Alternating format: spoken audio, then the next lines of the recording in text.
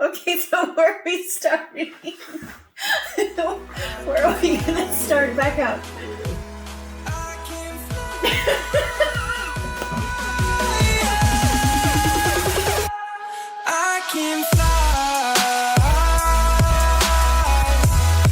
Hey everyone, that's Richie. That's Vanessa. And we're Richie and Vanessa Travel. Welcome back to our channel. We are going to talk to you guys about the last 2 stops on our Alaska cruise. Just like that, it's coming to an end. Can you guys believe it? By quick.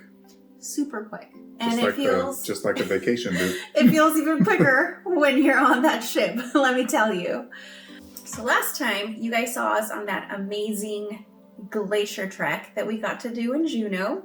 But today we are going to go to the quaint little city of Sitka, Alaska. Sitka, Sitka.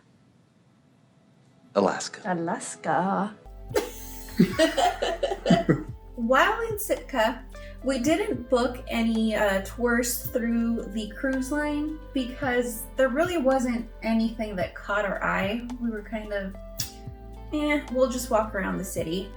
So that's exactly what we did. We got to the city, or the town, I'm not sure what it is, of Sitka, and we walked around, went to lots of different shops, and then we found an area where there were a lot of tour buses that were offering to take you to Fortress of the Bear and the Raptor Center for, I think it was less than the price that the carnival people. Yeah, I think they were offering it as a carnival excursion as well, but we didn't book it because we thought it was too much through Carnival. It was like half the price when we went and did it directly with the little buses. Of course, you do run the risk of not getting back in time, and we have a story for that at the end, but it was about half the price. Yeah. So we ended up doing it because we did it early in the day, and the first stop was Fortress of the Bear. Fortress of the Bear is I'm not sure if you would call it a charity or an organization, but what they do is they take in bears that have either been injured or that have been known to go into residential areas. And the reason that they take them in is specifically the bears that go into the residential areas is in Alaska, if a bear goes into a residential area, you're allowed to kill it. Yeah. Especially when it's a bear that people know goes into residential areas often. Sometimes they'll even put a bounty on their head, won't they? If it's a specific bear that it's like constantly going into neighborhoods. So what the organization does is they take in these bears, and like I said, bears that maybe have been injured or that lost their mom. There was a cub there, or 2 cubs, I believe, whose mom had actually been killed because she went into a neighborhood and rummaged through people's trash on several occasions. So then those 2 bears were now orphans, and the organization took them in. They cannot be released back into the wild, so the organization keeps them there, which to a certain extent it's sad because it's a limited space that they have to play, and they're such big animals. But it's better than having them put down. So there's a lot of their natural habitat in the area that they built around. They have up to the upper part there's the little forest, and then the lower part there's a big pond where they can play in, and they put little toys for them to mess around with in there and stuff. So yeah, it was nice for what it was. Yeah, I mean it seems like they take care of them, and like I said, it's better for them to be there than to be euthanized, or at least in our opinion it is, because they're such beautiful creatures, and they're such massive, they're huge creatures. They're scary, let me tell you. There were a couple of times and a couple of roars where I was like, are we safe? Good thing the walls were tall. Yeah. And then after visiting Fortress of the Bear, we went to the Raptor Center. And the Raptor Center essentially does the same thing for birds that Fortress of the Bear does for bears. So they take in injured birds. They had several there who couldn't fly anymore, unfortunately, and they provide them with a habitat where they can live out the rest of their life. They had they had a lot of different types of owls, but our favorite were these little pygmy Yeah, they're little tiny owls that were so tiny. They were so cute. They also had a couple of bald eagles there. Like I mentioned, lots of owls for some reason. I don't know why. And lots of other types of birds. And the people educate you on why the birds are there, if they're ever going to be able to leave, or if they're going to stay there for the rest of their lives. Even larger prey like raccoons and porcupines and even skunks. So they're known for being very fearless predators. But it's a beautiful wooded area. And after exploring the Raptor Center and seeing some of the birds that they had there, we noticed that there was this gorgeous walking trail that led into the woods. And it was later in the afternoon, and the sun was going down. It was like golden hour. So we saw the walking path and we're like, oh, we gotta go for a walk because it looks so pretty. As we were going down to start our walk, we see a sign that says, "Warning, bear habitat. Use walking trail at your own risk." We look at each other and we're like, should we risk this? Should we go in here and maybe get eaten by a bear? Because we just came from the Fortress of the Bear and we know how big they are. And I was very scared, but I'm like, nah, we're going. as always, Richie was like, it'll be fine. So, and then we did see a couple of people walking up from the trail. So we were like, okay, We still have all our fingers and toes, so we got them all. We're fine. So we went down a beautiful walking trail, forest, woods all around. And as we're walking, we notice the sound of the river is getting louder and louder. So we get to a certain point where we can see the river off to the side. And so we climb down and we see literally thousands of salmon spawning. It was crazy.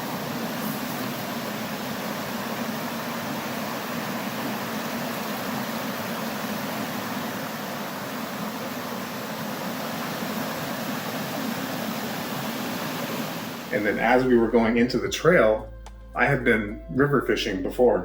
So I was like, it's hard to catch fish in a river. So we're walking in and I see this guy fishing in the river. I'm like, oh wow, like that's difficult. He had I a see few him fish. I see him pulling fish up and I'm like, geez, that guy's freaking good. He did say So I'm that. like, wow. So we walked further up and then And that's when we saw the salmon. and then I'm like, well, no wonder he's catching all the He fish. was like, no wonder. We had some fun, just seeing all of these salmon. I mean, literally thousands I've never of salmon. seen so many fish It was in one spot. insane. You could literally just put your hand in Yeah, and you could grab them. pick up a salmon. It was crazy. So we enjoyed, watching that for a while, and then we walked back up the trail to go catch the bus because they told us to be on time for the bus. So we went up there, got there maybe a minute before the bus, and it was a good thing because some people got left behind for not being there on time. So we don't know whatever happened to them. We don't know if they caught a cab, if they got an Uber. That was the last bus going It back was to town. the last bus going back to town. So when they say, we will leave you if you're not there on time, they're not joking. They will leave you. And that's the risk you take booking outside of the cruise ship. When you book through the cruise line, they guarantee that if anything goes wrong, they will get you back on the ship somehow, whether it's at that port of call or a different port of call, and it'll be at their expense, not yours. So yeah, it was sad for those people, and I don't know if they ever got on the ship or not, so I don't know. And we learned a super fun lesson from the bus driver, which was, If it's black, fight back, if it's brown, lay down, if it's white, say your prayers because you're going to heaven. And if you don't know what we're talking about, it's bears. After that, we caught the bus on time, so we got back to town and were able to enjoy dinner at a little place called Bayview Pub. We had pretty good food. I had the fish and chips, and Richie had the halibut burger. delicious. And they have some pretty good views up there too. If you guys are beer lovers, they had lots of beer. Yeah, like a sampling platter you could Yeah, they had lots of beer and stuff there. And Richie doesn't Yeah, I drink don't at all. drink. I'm not a beer drinker, so we didn't have any, but it seemed like a pretty cool place to hang out. So definitely recommend them if you're ever in Sitka, Alaska. Alaska. And that brings us to the final stop of our Alaska cruise, which was Ketchikan. And unfortunately, we don't have much to show you guys because we did zip lining. Yeah. And we didn't want to lose our phones, so we didn't bring them with us. We didn't have any... I didn't have an action camera or anything at that point. anything like that. I didn't want to risk dropping my phone from 100 feet in the air. It would have been gone. So here are 2 awesome pictures of us ziplining. Boom. And after the ziplining, we just went and walked around the town and once again had some delicious seafood at a local restaurant called Alaska Fish House, which also had amazing views while we were eating. Let me tell you, seafood and good views, not much that can beat that. And that was it, guys. That was our Alaska cruise. Those were our amazing ports of call. But we did get an added surprise. I believe it was the following day, because we had 3 days at sea to get back home. So I believe it was the following day. We were just hanging out. It was our send-off. It was our send-off. We were just, hanging out, and then we hear the captain come on and say, "Attention, there is a pod of orcas following the ship. If you'd like to come outside and see them, please do so now." We ran out there because we had missed the humpback whales that other people had seen. So we ran outside and saw a beautiful pod of orcas. They were jumping, they were being playful with each other. Right here. Oh my God.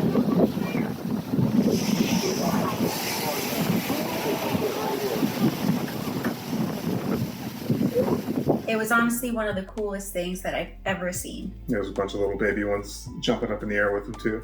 Yeah, and they were following along with the ship for quite some time, so it was fun. They were trying to keep up. Yeah, it was really fun getting to see them. But yeah, that was our send-off, and that was, I think, the perfect send-off. Yeah, for sure. Well, guys, we hope that you have enjoyed the Alaska series. We definitely enjoyed reliving it. Every time we were looking at the pictures and videos, we were like, oh my God, I forgot about that. Oh my God, I forgot about this. So it was a ton of fun. And this is one of the reasons that I want to film things, not just for subscribers or, watch time minutes or whatever. It's to relive these memories. Exactly. Because if you don't have it, you forget. And to be able to share them with the people that you wish could be there with you but aren't. A video is so much more than a picture. A picture says 1,000 words, then what does a video say? 2 million words. But with that, guys, we are going to leave you. We do have a couple of other trips that we can do flashbacks on, but let us know what other kind of videos you guys want to see from us. As you guys know, we are in California where COVID is still very much alive, so there's not much we can go out and do. But if there's other types of videos that you guys would like us to film for you, or if you're like, hey, just give us the flashbacks, we're enjoying them, let us know in the comments below. If you're not yet subscribed and you made it to this point in the video, be sure to hit the button. What are you waiting for? You watched the whole video.